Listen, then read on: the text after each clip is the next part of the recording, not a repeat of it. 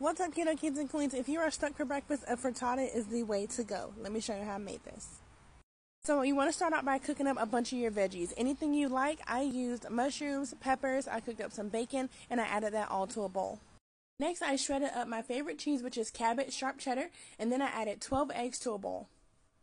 Go ahead and mix that up very well. Then you want to add some seasonings. I used salt, pepper, garlic powder, onion powder.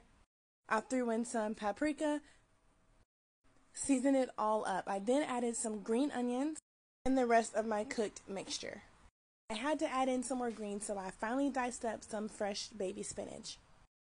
Added that to a bowl and mixed it very well. I then added in my extra sharp shredded cheddar cheese and some Parmesan. Mix it very well. Then you want to get out your cast iron skillet. Pour everything in, and then you're going to cook this at 375 for 30 minutes. This is absolutely delicious. You are going to love it. I promise you it's great with whatever you put in it. This also leaves plenty enough for leftovers in the freezer or fridge. This is definitely a family favorite. Like, comment, share, and please follow for more.